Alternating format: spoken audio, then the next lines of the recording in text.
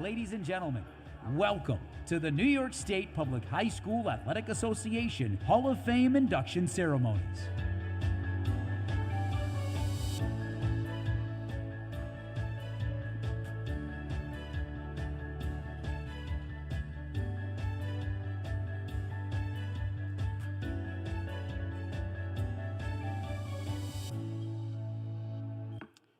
Good evening and welcome to the 22nd Annual New York State Public High School Athletic Association Hall of Fame Banquet and Ceremony. My name is Joe Gualtieri. I'll be your MC this evening. A special welcome to those who have tuned into our YouTube channel for the stream tonight. We hope you enjoy it throughout the evening. Our Hall of Fame celebrates the many great athletes, coaches, administrators, officials, and contributors across our state. And tonight we will add 6 more deserving individuals to our hall. 2 coaches, an athlete, an administrator, an official, and a contributor to enter the Hall of Fame tonight as the class of 2025. Let's get started by introducing each one of them as they enter the ballroom. Please direct your attention to the far right corner where they will enter.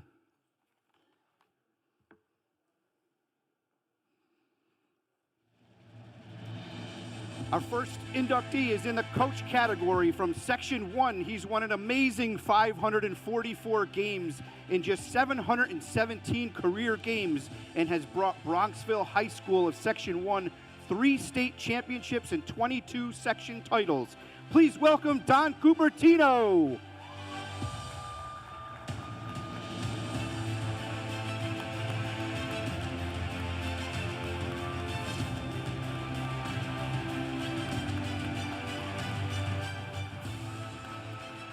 Our next inductee is in the official category from Section 11. For 6 decades, he has been a respected official in the sports of soccer, basketball, and baseball, officiating in many state championships. Please welcome Larry Gualtieri.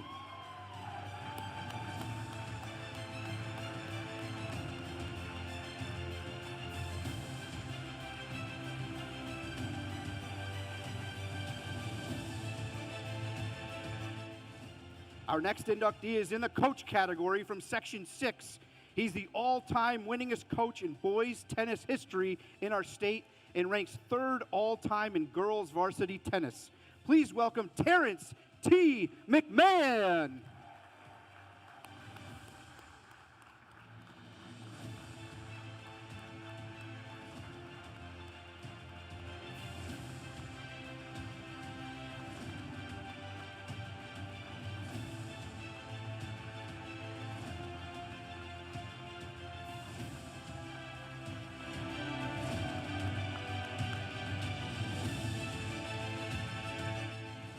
Our next inductee is in the contributor category from Section 2, a multi-sport coach who made his mark over 33 years, winning 304 matches as a wrestling coach and later making contributions as an administrator and coordinator.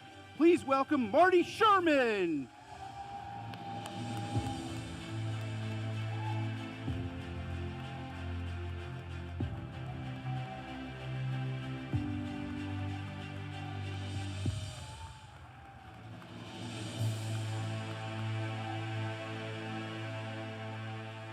Our next inductee is in the athlete category from Section 8. He was a rare 4-sport star in high school in our state, which included being a record-setting quarterback who later played at West Point. Please welcome Rollie Stichweh.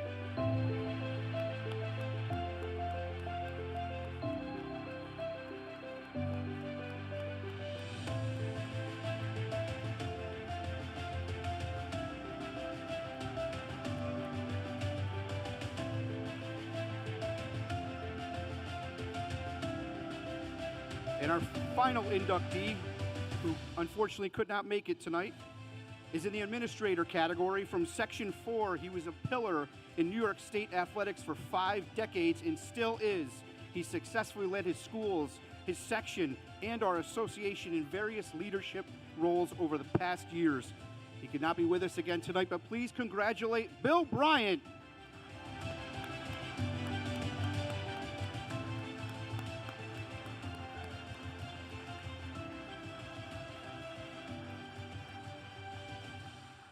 Ladies and gentlemen, one more round of applause for the soon-to-be class of 2025 Hall of Fame.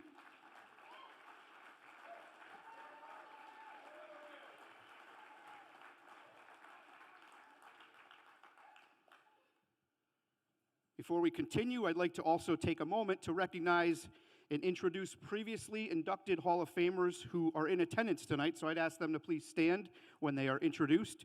From the class of 2013, Greg Ransom. From the class of 2017, Patrick Pizzarelli. From the class of 2018, Ben Nelson.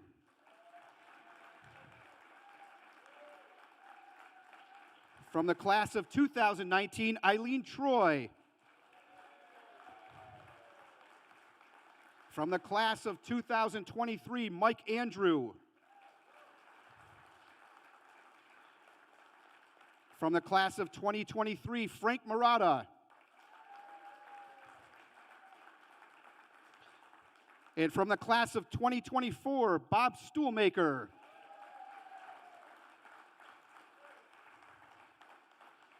Ladies and gentlemen, at this time, I'd ask you to please rise as we honor America with the playing of our national anthem.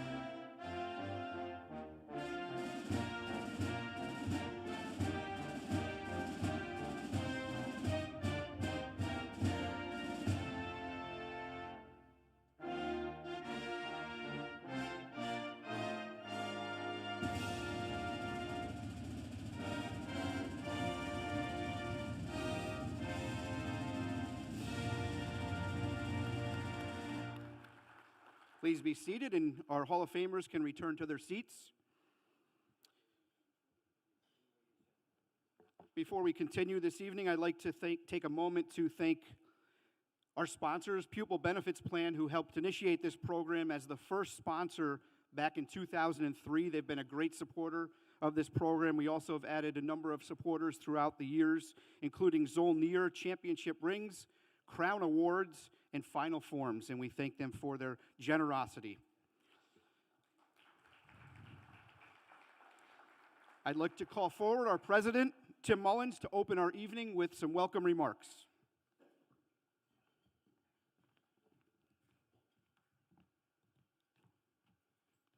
Good evening, ladies and gentlemen. It is both an honor and privilege to welcome you to this year's New York State Public High School Athletic Association's Hall of Fame induction ceremony. Tonight we gather not only to celebrate remarkable athletic accomplishments, but to honor those extraordinary individuals whose impact on high school athletics in New York State is nothing short of legendary. These men have not simply excelled in their respective arenas, they have inspired generations, elevated our standards, and etched their names into the very fabric of our athletic legacy. Through their leadership, dedication, and unwavering pursuit of excellence, they have helped shape the values and traditions that define the New York State Public High School Athletic Association: sportsmanship, perseverance, integrity, and community. The individuals we honor this evening have left an indelible mark on their schools, on their communities, and on our association. Their contributions transcend scoreboards and stat sheets. They are mentors, trailblazers, and role models who have set the higher standard for what it means to be the best of the best. As we reflect on their stories, we are reminded that greatness is not achieved overnight. It is built over time through discipline, sacrifice, and a deep belief in the power of education-based athletics to transform lives. These inductees will forever hold a place in the annals of the New York State Public High School Athletic Association history, and their legacies will continue to inspire student athletes for generations to come. Tonight is a celebration of excellence, of purpose, and of impact, and we are grateful to have you here to share with it. Thank you, and have a great evening.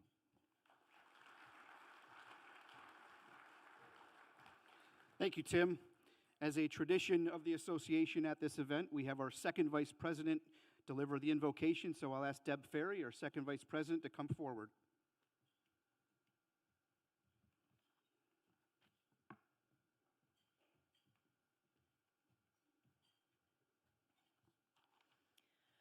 Let us bow our heads in prayer and reflection.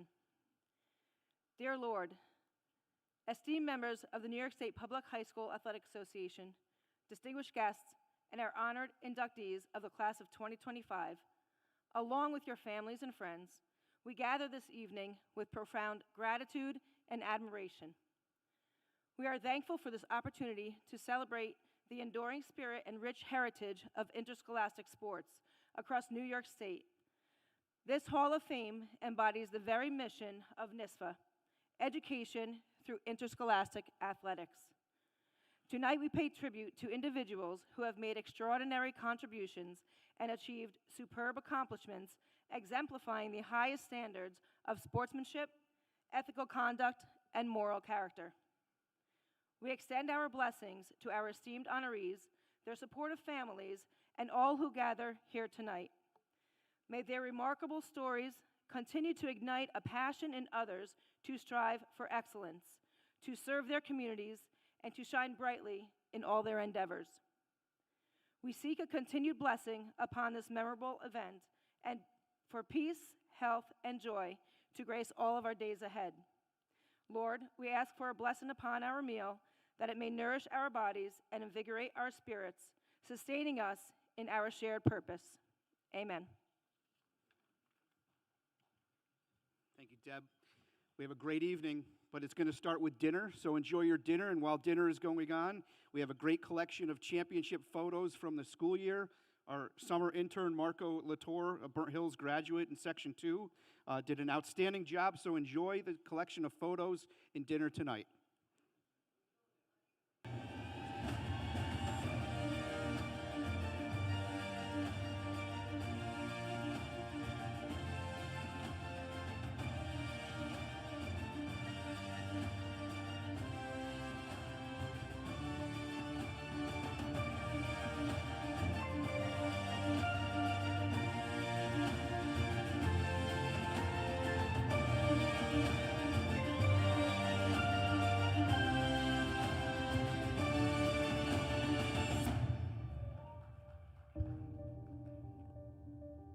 Welcome again to the 22nd Annual New York State Public High School Athletic Association Hall of Fame Banquet and Ceremony. We again thank Pupil Benefits Plan, Zolnir Championship Rings, Crown Awards, and Final Forms for their support of this program. Hall of Fame inductees are chosen through a screening and selection process for their significant contributions to high school athletics as a coach, athlete, administrator, official, or contributor. I want to take a moment to thank all the members who served on both the Hall of Fame screening and selection committee. They handled many nomination forms and had the cumbersome task of reviewing them throughout the last several months, and we appreciate their work. Tonight, the class of 2025 will each have a video tribute for their induction, followed by the presentation of their awards by our Executive Director, Dr. Robert Zayas, President Tim Mullins, and Pupil Benefits Executive Director, Mike Graney. Let's get started with inductions. Our first inductee, back in 1976, began his career as a teacher and coach, then quickly ascended to administrative leadership roles. Colleagues refer to him as a true gentleman, a role model to emulate, and a person who values team. Please turn your attention to the video screens for a tribute on our first inductee.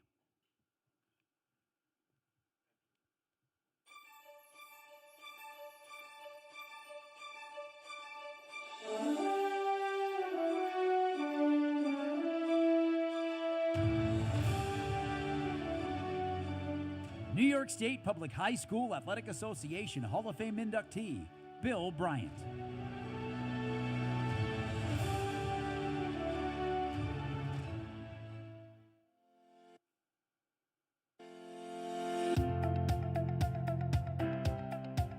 mean, I've known since I was an 8th grader what I wanted to do. I wanted to be a teacher and a coach. And from there, Bill would never stray from the pursuit of his dream job, which says a lot because Bill had some options. A standout football player at Ithaca College, he actually had a 2-year stint in the NFL. But in the back of his mind, he knew that being a professional athlete would be fleeting. So he turned his focus to becoming an educator. I mean, I gave it my best shot. I felt the 2 years I had a shot at least trying out for an NFL team. Unfortunately, it didn't work out, but it wasn't the end of the world. Far from it. Bill was about to embark on a journey that would change so many lives, and for the better. I got into the business to give young people the same opportunity that was afforded me when I was in high school. I just wanted to kind of return that favor. He started his career in the 70s at Binghamton High School, and then moved on to Spencer Van Etten. Then, in 1988, the legend from Ithaca College was about to become the legend of Ithaca High School. I had just completed my administrative degree, and this job at Ithaca opened up. I applied just to get an interview. I wanted to know what it would be like to go through an interview, especially as an administrator. And I don't know, came out of there maybe around 5:30 early evening. Got in my car before I got back to Owego, which is like a 45-minute trip. They called me and offered me the position. Talk about a good first impression. The interview that took an hour jump-started a Hall of Fame administrative career. After retiring from Ithaca High School in 2010, Bill continued to roll up his sleeves to help where he could. First, in interim roles at Spencerport and Marcellus Central Schools. And then in 2021, he became the executive director of Section 4. I really have been lucky, blessed, fortunate. I've always kept two things in my mind: love and passion. You got to love what you do, which I do, and I still love what I do, and I have the passion for it. In his almost 50-year career, Bill has been recognized plenty of times for his outstanding work. He's already in a few halls of fame. He was named Athletic Director of the Year in 2001, winner of the Apple Award in 2002, and then in 2014, he received the State Award of Merit. It is a career that I will never, I have no regrets for what I've done for almost the last 50 years. It's been a great life. Bill credits all of his achievements to so many: his father, his 2 siblings, his high school and college coaches and teammates, and not to be outdone, his 7 children.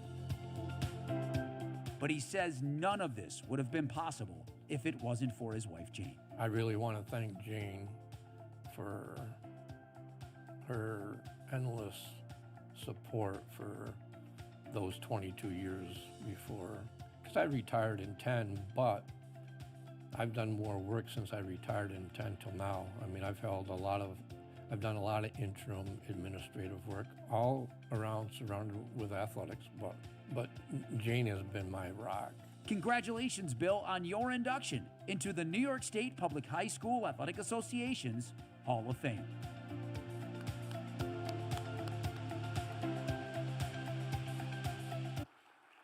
Bill was unable to attend tonight, so his assistant, Jeff Ferraro, will come forward and receive the ring and the commemorative trophy. Please come forward, Jeff.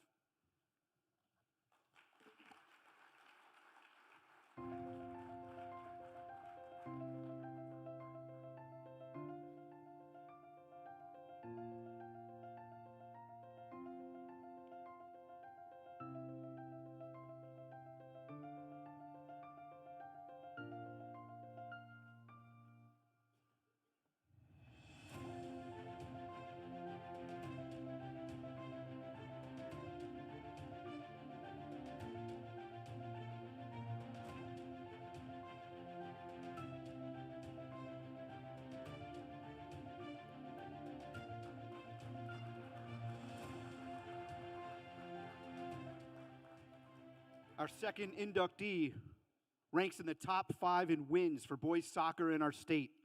Besides his many wins in section and state titles, he's been known to foster an environment of ethical conduct, character, and sportsmanship in his 3 decades of coaching soccer at Bronxville. Please turn your attention to the video screen for a tribute on our next inductee.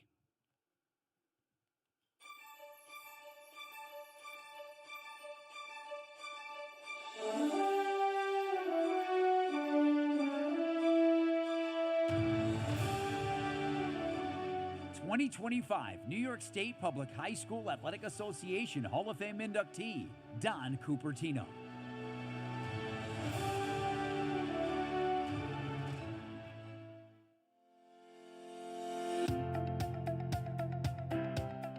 I can see maybe coaching for a while and winning some games and teaching the kids, some tactical stuff.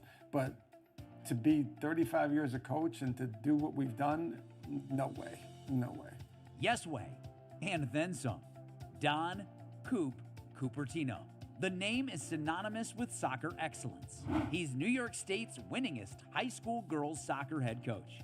544 wins, all at Bronxville. 27 league titles, 22 sectional titles, and 3 state championships. There are plenty of crowning achievements. Getting into this Hall of Fame is one of them. Getting a call about this was just totally unexpected and just took me totally by surprise, blew me away. Another milestone, his 500th win. Only a handful of coaches have reached that mark. But that's not why he remembers that night. And my kids were so resilient. My keeper made save after heroic saves, and they just wanted to win the game because there was no way we should have won the game. We got outplayed. But at the end of the day, the score was 1-0. We were victorious, and it was my 500th win. Besides the wins, he also got to coach both his daughters, coach with his son, and team up with his wife, who was the rock at home, making all of Don's successes on the pitch possible. It's been a very, very unbelievable, experience for them and for me to have them as being part of it, along with my wife who always supported me, calling her at 10 in the morning saying, oh, by the way, we have 30 girls coming for dinner. And sometimes that's the way it was. There was never any question, any problem. So I wouldn't trade it for anything. A mentor to so many coaches in the profession, Coop had a few of his own over the years. I mean, Tony Martelli, he was my high school coach. What he gave me as a player, he was just a tremendous mentor to me. And I wouldn't be successful as I am today as a coach without his mentorship. The other one is Karen Peterson, who was the AD at Bronxville. And she was my mentor for many years, and she taught me a lot about coaching and dealing with kids, understanding the pros and cons of parents and what you have to go through as a high school coach. And that's something that I'll always respect her for. And then I have Joe Haven, who's my current AD, and he's supported me for the last 5 years, and I always thank him for that as well. For 35 years, Don Cupertino has coached hundreds of kids, all different. Different personalities, different skill levels, but one thing was always the same: his love and admiration for every single one of them. I just do it because I love the sport. I love the kids, and what happens between us. The synergy we have between us is tremendous. And I have now my players actually standing with me on the sideline, and I'm coaching their daughters. So that's quite an experience. Congratulations, Don, on your induction into the New York State Public High School Athletic Association's Hall of Fame. Coach Coop, come forward, Coach Coop, as we're presented the ring and the trophy.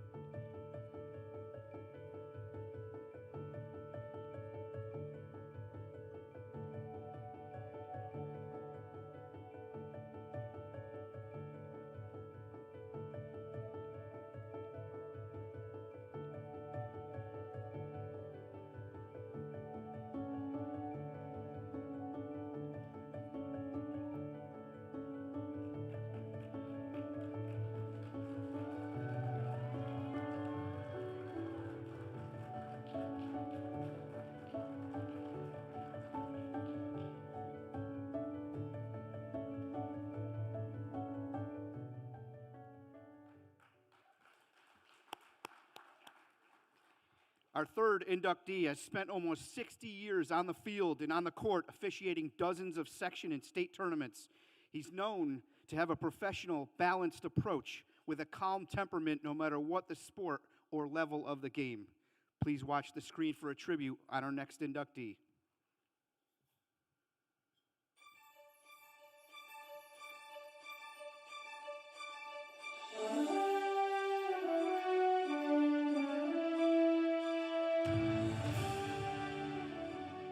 '25 New York State Public High School Athletic Association Hall of Fame inductee, Larry Gualtieri.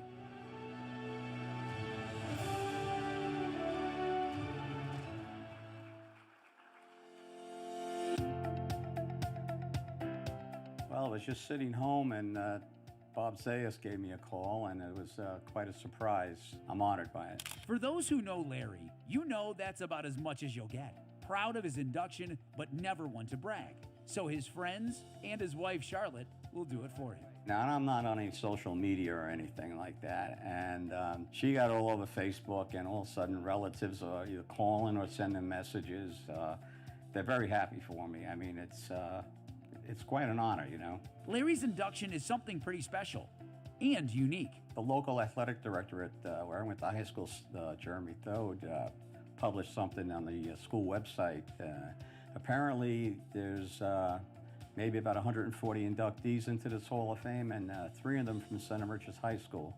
I'm in there with Sue Wicks, former WNBA player, and Paul Gibson, who I've known. He went to school with my brother. I've known Paul a long time. It's quite an honor. It's a select group. One he absolutely deserves to be a part of. For more than 50 years, Larry has been a high school official in 3 sports: baseball, soccer, and basketball. The Long Island legend has been honored with about every recognition possible. He's a 2-time Larry Chisever Award winner, a 3-time President's Award winner. He was named Man of the Year in 2011 by the Suffolk County Soccer Officials Association, and in 2016, he was awarded the Section 11 Coaches Association Referee of the Year. However, it's the simplest of acknowledgments that mean the most to him. If you're around long enough, I'll go out to a store in Riverhead or wherever, Southampton, and they actually recognize you people. Just people off the street who've been to games. They're big basketball and soccer people out here, and they give you the compliment, you should have been on that game, or, you know, that's a nice compliment. And it's well-deserved. But in typical Larry fashion, he credits a lot of his success to so many other people he's worked with over the years. But to name them all would, in his own words, take all day. However, one group must be mentioned. You see, the officiating is his side gig. For 38 and a half years, Larry proudly followed in his father's footsteps, becoming a Suffolk County detective. You couple that with all the games, and it's a lot of late meals and missed family time, which is why having a loving and supportive family at home means everything. My wife Charlotte's very patient with me. You know, basically, you know, she knows what I do, and if you don't have that, you're not getting any further. There's no sense. I got a great support group here with my wife. The kids are all grown up. I used to take my son to games with me, but if you don't have good people at home, you know, it ain't gonna work. Well, it did work, and the kids and coaches and communities of Suffolk County were better off for it. Congratulations, Larry, on your induction into the New York State Public High School Athletic Association's Hall of Fame. Mr. Official, please come forward for the Hall of Fame ring and trophy.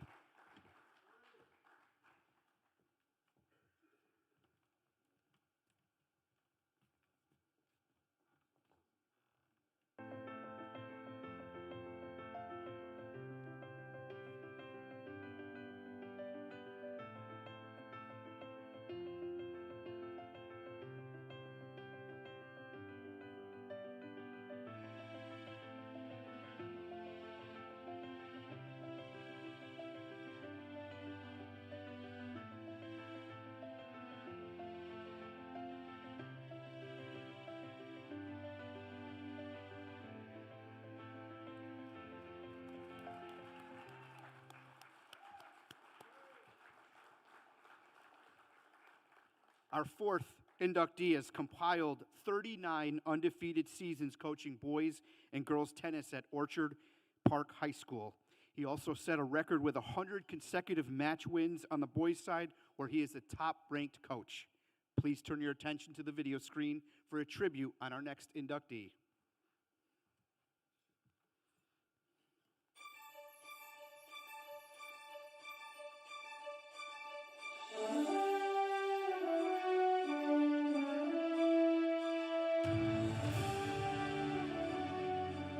New York State Public High School Athletic Association Hall of Fame inductee, Terrence McMahon.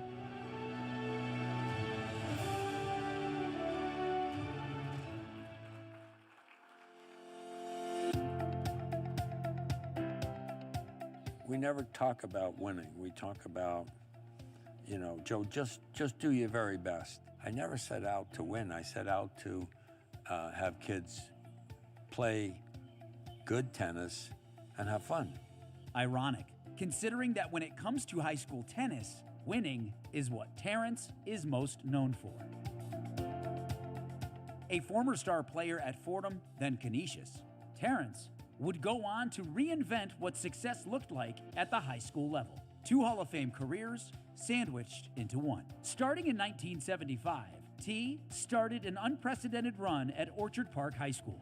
His record coaching the boys, an astonishing 661-92, 52 league titles, 41 sectional titles, and 20 undefeated seasons. On the girls' side, the program he started, 400 wins and just 28 losses, 21 league championships, 19 undefeated seasons, and a run of 159 straight wins from 1989 to 1998. With a resume like that, you would think that Terrence was a win-at-all-cost kind of coach. Couldn't be further from the truth. He measured his success much differently. Got a nice letter from a mother whose boy last year was a freshman, and she said he was so shy, and she said he's changed. She said, and he's had a lot of teachers since kindergarten. She said, and you are by far the favorite teacher. And it really made me feel good because I'm not an easy coach. Tough, but always loving. His #1 goal was to always make sure that everyone felt like they were a part of the team. Someone asked me about, tell me about the end of practice. I said, the end of practice in my head, let's say this year with 27, I'm always at the end of practice thinking, did number 27 have a good afternoon here? When you have this kind of an approach, the impact lasts a lifetime, which was evident when Orchard Park High School dedicated their tennis courts to Terrence. And all the people were at this thing the other night, right? Most of them have excelled in their lives and stuff like that. And as I said, I just got a text from a kid in Lisbon, Portugal. I heard about your thing. Congratulations. We had so much fun playing with you. What? Money couldn't buy that kind of thing. When you've had this much success, you are not doing it alone. He thanks his parents for his strong, uncompromising work ethic. I wish they were here, because everything I ever became was because of them. And everything else to his wife and children. Because without them, T would not be a Hall of Famer. If you're trying to highlight this whole conversation, get Diane and get the picture of the 4 kids together and say, this is what counts for T. Congratulations, T, on your induction into the New York State Public High School Athletic Association's Hall of Fame. Coach T, please come forward as we present the ring and the commemorative trophy.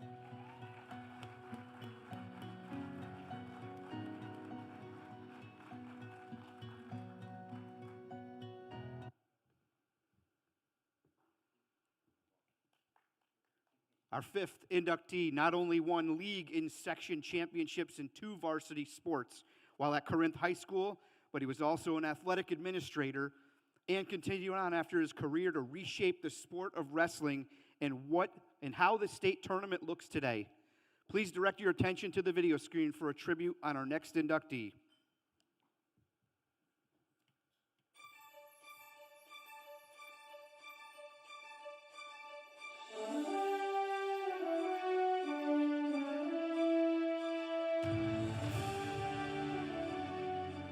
New York State Public High School Athletic Association Hall of Fame inductee, Marty Sherman.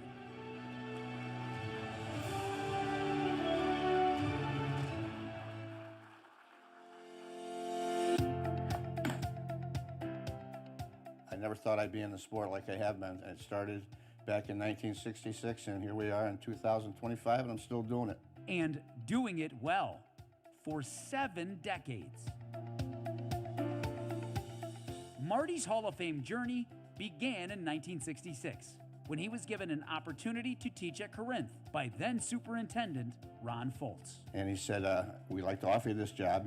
There's a lot of people here saying that this would be the right fit for you. You'd be coaching assistant football, head wrestling coach, and assistant track coach. And I said, well, to be very honest with you, I'm not familiar with the sport of wrestling. And he basically said, do you want the job? He did, and was hired on the spot. And while he would go on to coach other sports, even be an athletic director, it was wrestling that would later define his career. However, in the beginning, it wasn't easy. For the first 3-4 years, I only had 5-6 kids come out for wrestling. We never won more than 1 or 2 matches. We never even won that many matches the first 3-4 years. We were in the old Northern Conference, which was real tough. From jotting down his strategy on note cards, to leaning on former wrestlers and assistant coaches for advice. Eventually, Marty would catch his stride. In 33 years of coaching wrestling at Corinth, he would amass 304 wins and twice be named the Section 2 Coach of the Year. Despite the wins and the accolades, for Marty, the most important thing was teaching his wrestlers what it meant to be a champion in life. I had one wrestler, his name was Dominic DiLorenzo. He went into the Navy, and he spent 25 years in the Navy. He called me, wanted me to come to his swearing out of the Navy. And he brought tears to my eyes because he stood there and said that if it wasn't for that man right in the back there, I would not be standing up here now. After a very successful run at Corinth, Marty retired in 1999. But with plenty still left in the tank, he started his second career. Since 2008, Marty has been the NYSPHSAA Wrestling State Coordinator.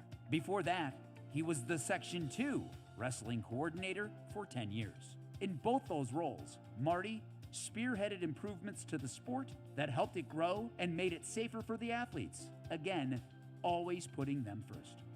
For over 50 years, Marty has dedicated his life to the sport of wrestling. For that, he has been inducted into several halls of fame. But this induction hits differently. This is unbelievable. This, to me, is to have New York State and the people that are involved throughout the state giving me this accolade, I think it's great. It's just something I never expected, and I'm very humbled about it. He feels the same way about the sacrifice made by his family. Marty says without his wife and children supporting him all these years, none of this would have been possible. My wife she raised 2 girls. When I was coaching 3 sports, I was getting home at 10, 11 o'clock, and she did a great job for me. You know, I'd have late dinners. I'd come home at 7:30, 8 o'clock. She'd have a dinner ready for me. The kids were already prepared for bed when they were younger, and, you know, she did it all. Congratulations, Marty, on your induction into the New York State Public High School Athletic Association's Hall of Fame. Administrator, Coach, Coordinator, Marty Sherman, please come forward for the Hall of Fame ring and trophy.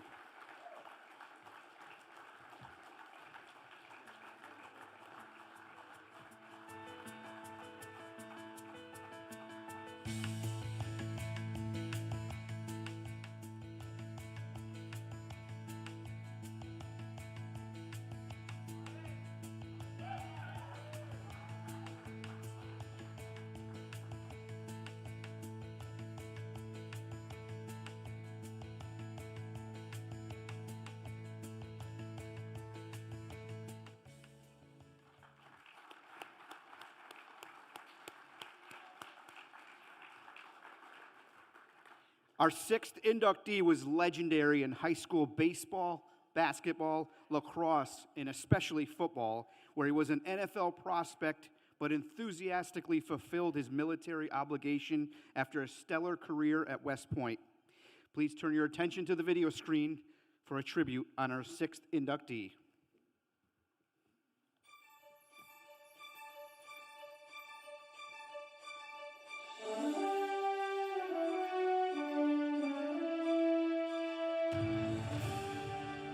'25 New York State Public High School Athletic Association Hall of Fame inductee, Rollie Stichweh.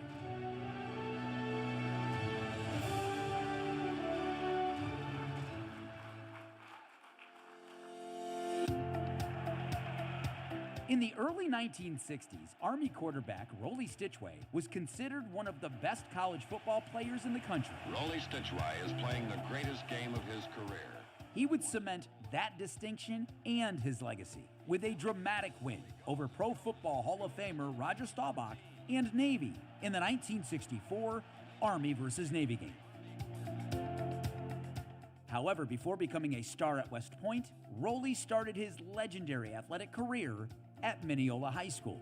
It was there that he learned what competition was all about. At Mineola at the high school level, we had a number of young men with very good athletic backgrounds and athletic skills. And so you learn to compete. A multi-sport standout, Rollie credits a lot of his athletic success to two mentors. Ken Hafner, his athletic director, who ironically would go on to become the first executive director at NYSPHSAA, and then Bruce Gerke, who would help shape Rollie into one of the greatest high school football players Long Island has ever seen. Bruce Gerke, in a short period of time, was considered maybe the best high school coach on Long Island. And that's not just because I played for him, and he was fantastic. Outside of sports, his mentors were his mom and dad, who molded him into the man he is today. It's something he thinks about all the time, especially tonight. I couldn't thank my mom and dad any more than I have for all that they did for my sister and for me. And so they would be tops on my list in terms of saying thank you. When Rollie thinks about his fondest childhood memory, it has nothing to do, believe it or not, with playing sports. You see, his biggest win was when he met his wife, Carol, the person who gave him a life he could have only dreamed of. My wife, Carol, was a classmate, and indeed, we were next door neighbors and went to elementary school in Mineola together. We then have 3 daughters. So those 3 beautiful daughters happily married wonderful guys as husbands, and each with 3 children for a total of 9 grandchildren. I couldn't be more thankful than I am to have the family that I've been so lucky to have. When you talk about high school sports, the first thing that should come to mind are the life lessons learned. Teamwork, sacrifice, dedication. These are also characteristics of a U.S. Army soldier. So tonight, Rollie dedicates this induction to the best team he's ever been a part of. Out of this group right here now, sadly, 5 of the group in this picture have passed away. And all of us having had an experience defending our country during the Vietnam era, combat zone for some period of time. And I just want to say thank you for my opportunity to have had these gentlemen as my closest friends. I really, really love them. Congratulations, Rollie, on your induction into the New York State Public High School Athletic Association's Hall of Fame. Let's have the legend of Nassau County come forward for the presentation of the Hall of Fame ring and trophy.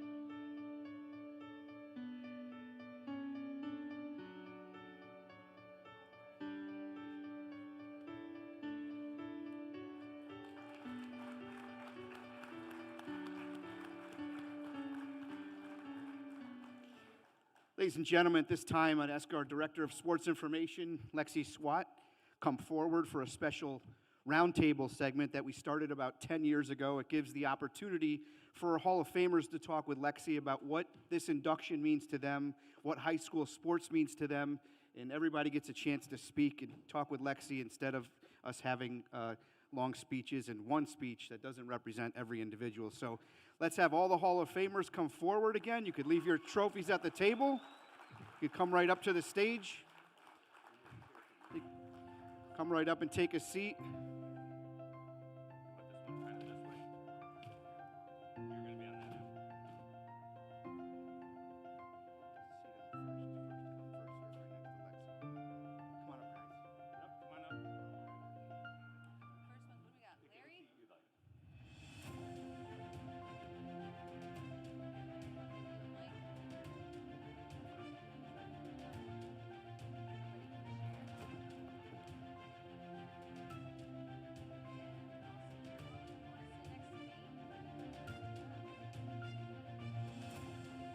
Thank you so much for joining me tonight, gentlemen.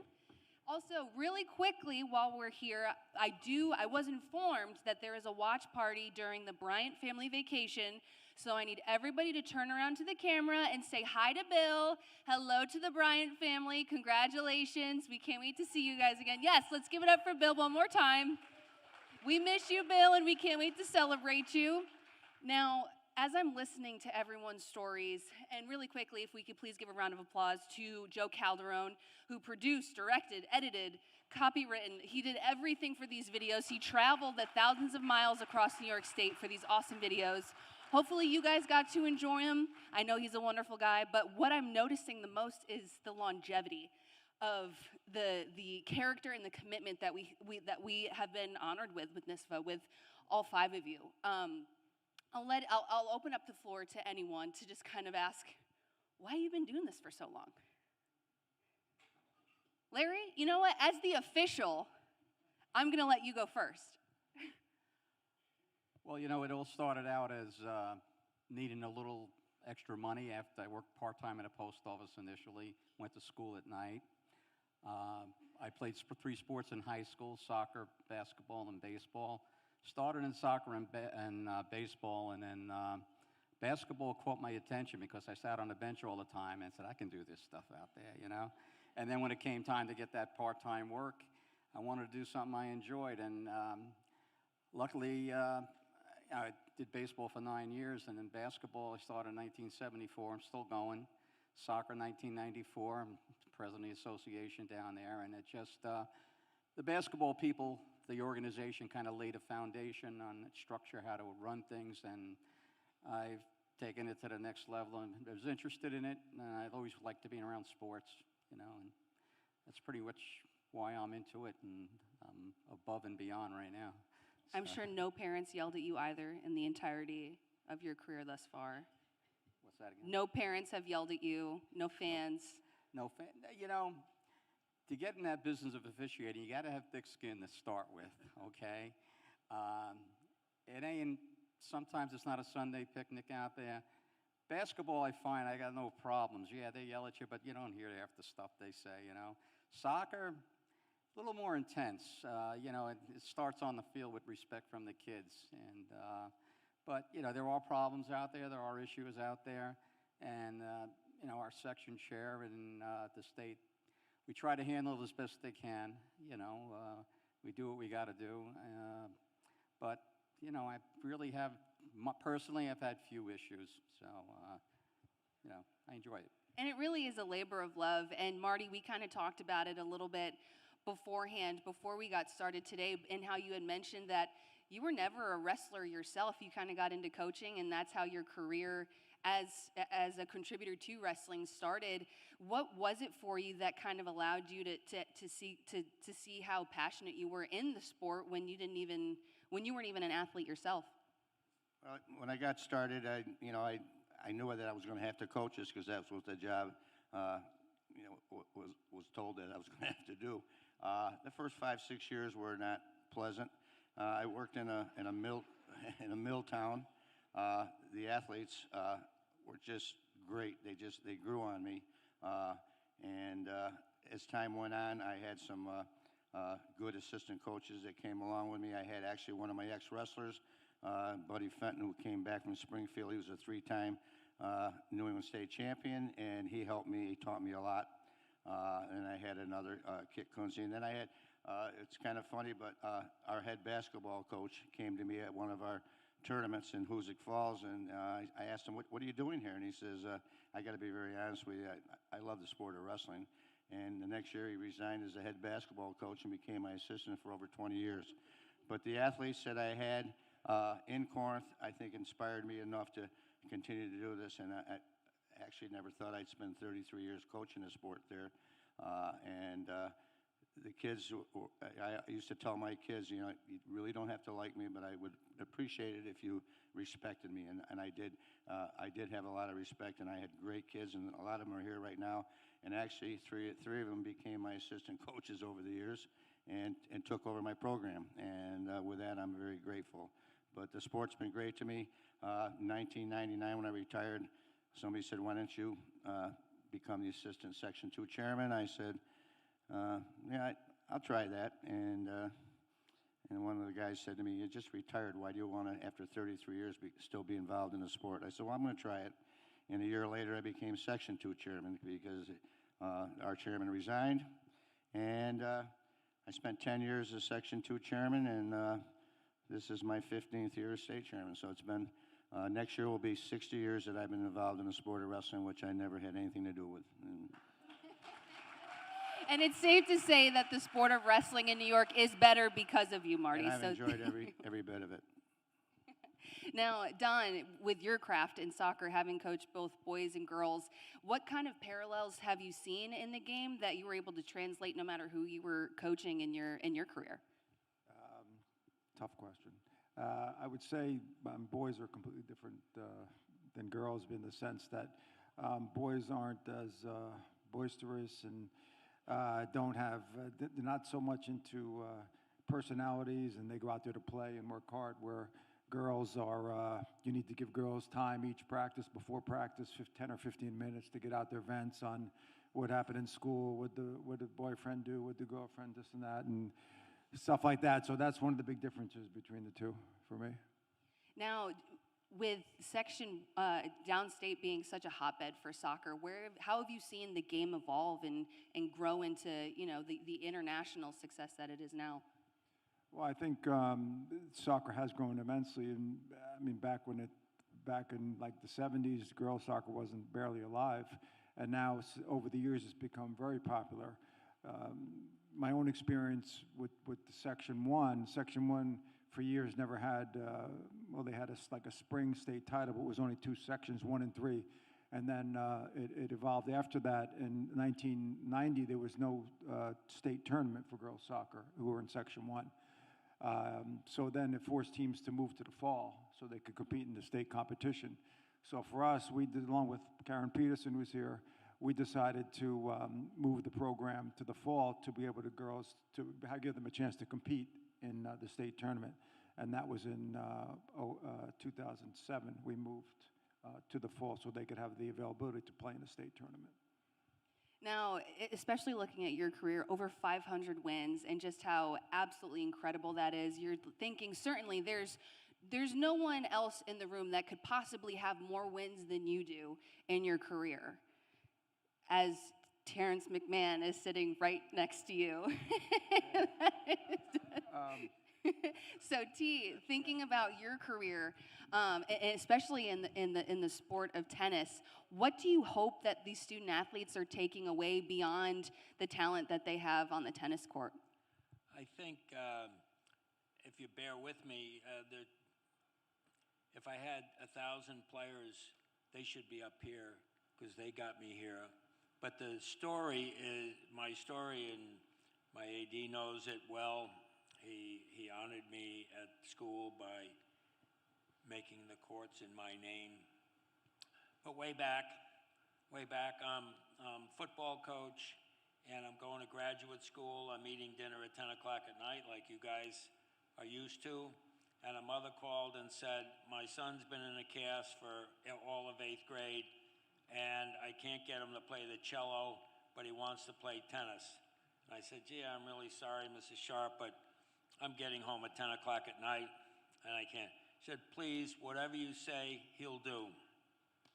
Okay, 5:30 in the morning.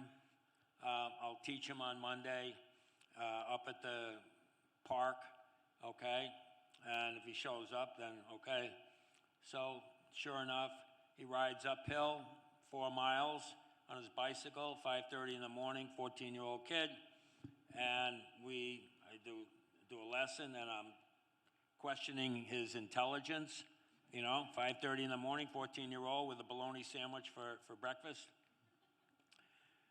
And I've done it. And he says, can we do this tomorrow? And I'm like, I'm fairly competitive. You think you're going to wear me out? You're not going to have Monday, Tuesday, Wednesday, Thursday, Friday. Friday morning I wake up, it's pouring rain. And he lives half an hour away. I'm not calling his mother at 4:30 and saying, is it raining there? So I get dressed and I go out there. I go to the courts, and he's there in the pouring rain. It's bouncing off the ground. And I go, Dave, your intelligence is starting to worry me big time, right? It's fine. Just take your bike and put it in my trunk, and we'll go to school, right? And he says, the key thing why I'm here, you mean we're not going to work? I said, Dave, it's pouring rain. It's bouncing off the ground. I can still see it.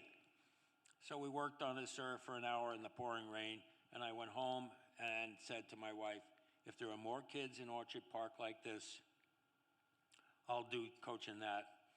So 1,000 boys have got me here. The second one, 1975, they decided to have start girls tennis, and they asked me to do it. I think it was really the football players who wanted to get rid of me, you know how that is. So I went, do it. I'll try it for a year. If they don't like me, I don't like that. And I grew up with brothers, so I didn't have anything about the girl's psyche. And so we go and we do a week. And then this girl stops and said, excuse me, Coach McMahon, but my brother plays for you, linebacker, and we're doing linebacker drills. And I said, so? Well, in case you haven't noticed, we're not linebackers anymore. And 2 girls, one Olympic skier, said, listen, Mr. McMahon's football team was always in tip-top shape. If you don't like it, you can leave now. And another girl who was an equestrian, Olympic rider, equestrian, said the same thing. This is tip-top shape. You know what I have to do to just stay on a horse when we go over a hurdle? If you don't like it, leave. And that changed my whole attitude that at least these 2 girls knew what hard work was about. And so I did 25 years of girls tennis. Sorry to bore you with that story, but it's the people that motivate you.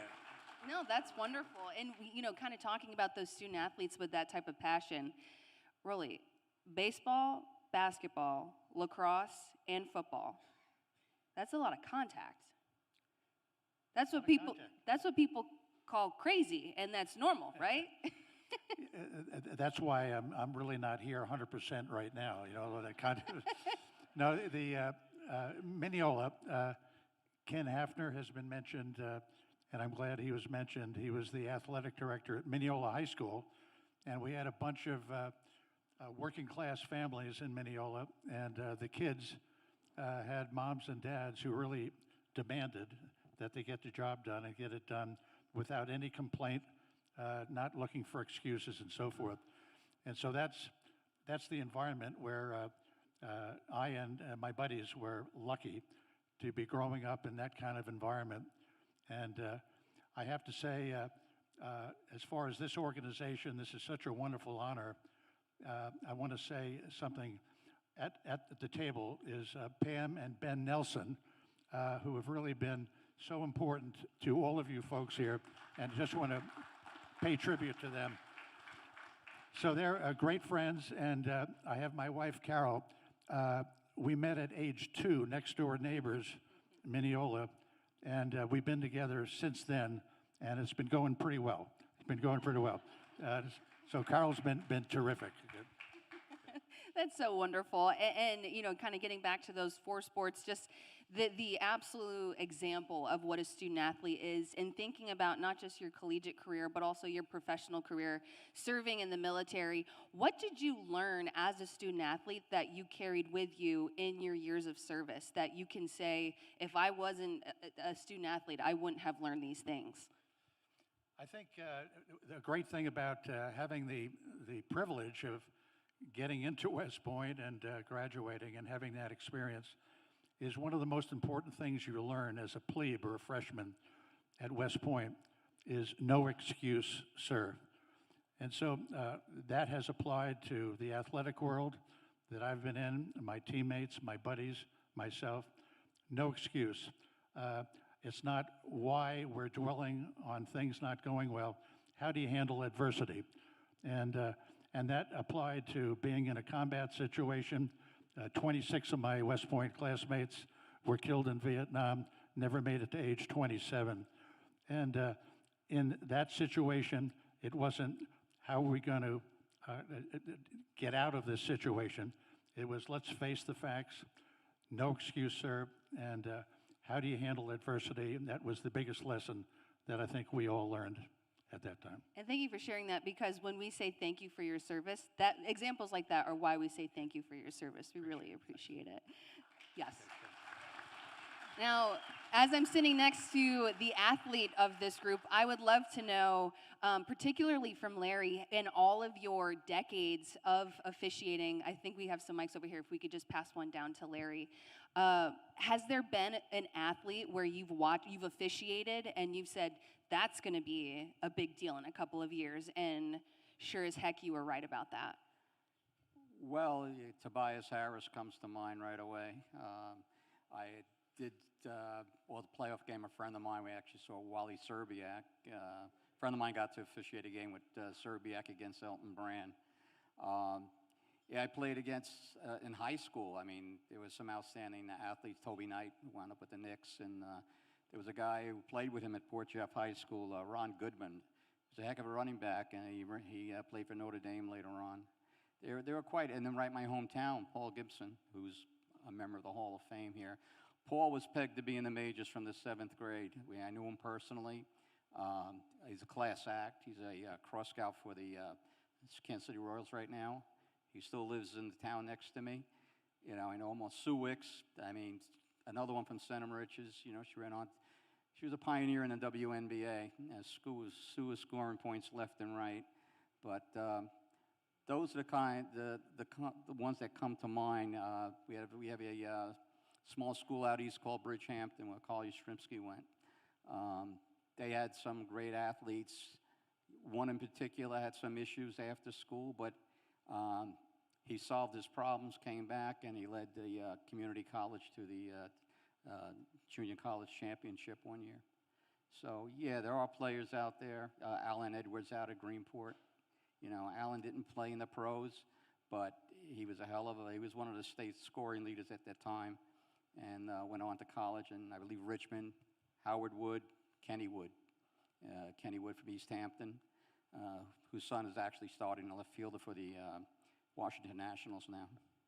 So I love how I asked for kind of one example, and you were like, in this essay, I'm going to explain why Long Island is pretty legit. Thank you. And looking back, really on all of your experiences, if we could get a microphone to Coach Coop. Don, thinking about all of the student athletes that you've had, surely it's exciting when you have a student athlete that has a great career beyond high school, but what is it for you that makes you really think like, wow, I am super proud? Like, is there one example of maybe a student athlete or a team in particular where what they did off the field was just as, you know, boastful as what they were able to accomplish on the field? Yeah, I think for me, and why I'm here is all these kids that played for me, and they're the ones that got all these wins. I didn't. I was just there to guide them. And I think for me also, it's the relationships that you build with the players, the synergy that you have between player and coach, the personalities that you deal with, and you have a tremendous bond. And that carries on after graduation, because we talk about every day. It's, you know, it's not, winning is not the most important thing. I didn't say that. No.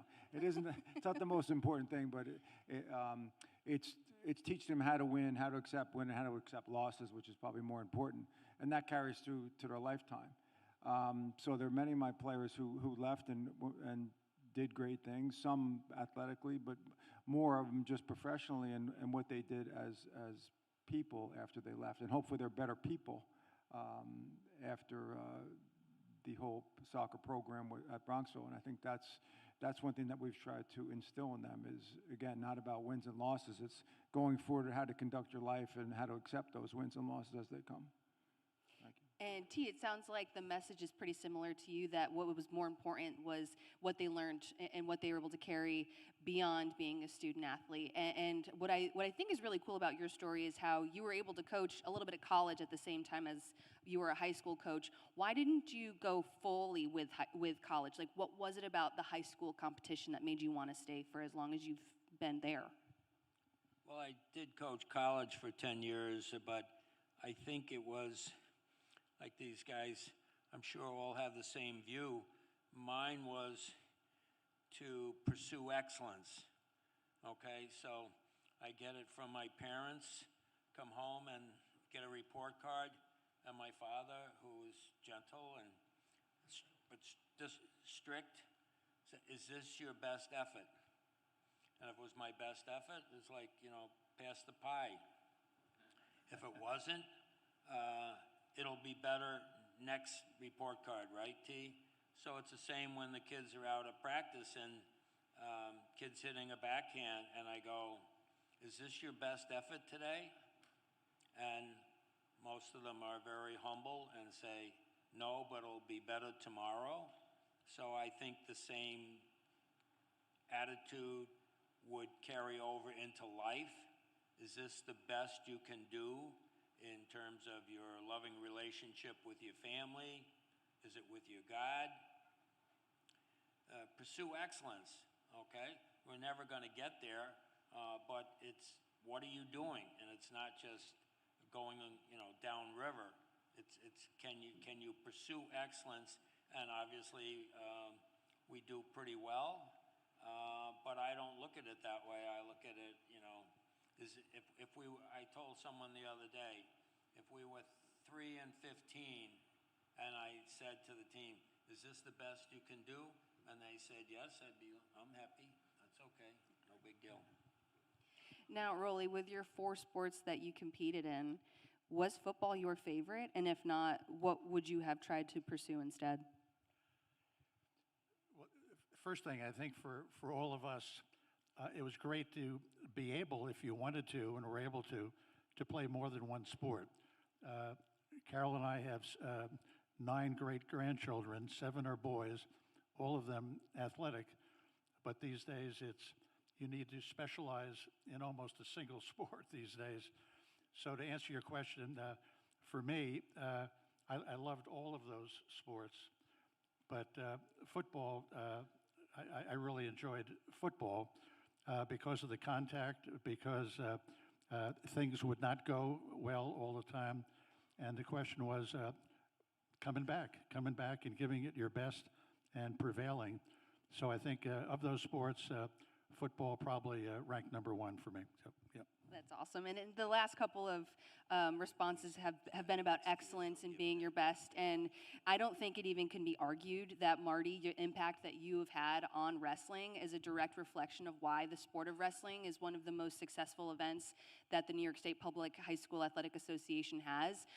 What is most important to you when you're getting ready for February or March, depending on where it falls on the calendar, and making sure that not only is it a great event for the audience, but making sure that student athletes are getting an excellent experience?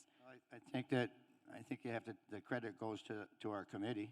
I can remember at one time when I first got started that Nina said that we were the most dysfunctional committee in the state of New York, and a few years later she came back and said she thought we were probably now the most functional. So I would like to say that I've worked real hard with the officials organization who are here to support me tonight, and I appreciate that.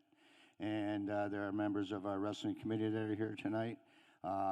they do so much to make that tournament go. I tell our committee that I basically feel like I'm nothing more than a glorified secretary because they do all the work. And I try to, you know, promote what I thought are good ideas, but without their support, this tournament wouldn't be what it is today. And we've gone through so many changes over the years with our weight program and going to track wrestling and putting a lot of emphasis on our committee to do the work that's involved in making this tournament what it is. And we've increased the tournament. I can remember when I first started on the committee, we had a state champion in Syracuse. We had 12 wrestlers and 4 forfeits or 4 byes in a state championship.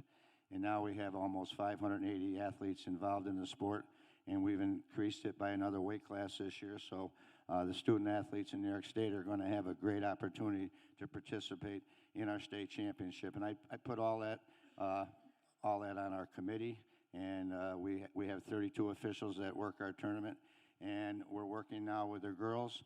The girls are in their second year. They're doing a great job, and we look forward to their great success, because I think in New York State it's important to have wrestling not only being popular with the boys, but now we're looking forward for the girls to have a great state championship as well. So I do thank everybody that's worked with me. They're the people that have made this possible, and I think it's become a great championship. And with the camera on us still, Marty, I promise, before I'm gone on maternity leave, I will get you dual championship badges. Okay? Thank you very much. We'll still talk about it a couple times, but I'm letting you know I will not leave until those are done. Okay, thank you. Game plan? All right. Longevity, striving for excellence, and at the end of the day, just giving your best. That's really all we can ask, and that's what you guys exude. So thank you so much for being here. On behalf of NYSPHSAA, thank you so much for all of the contributions that you've made to your sport, to your craft, and for being here today. Thank you, and congratulations to our class of 2025. Yes, absolutely.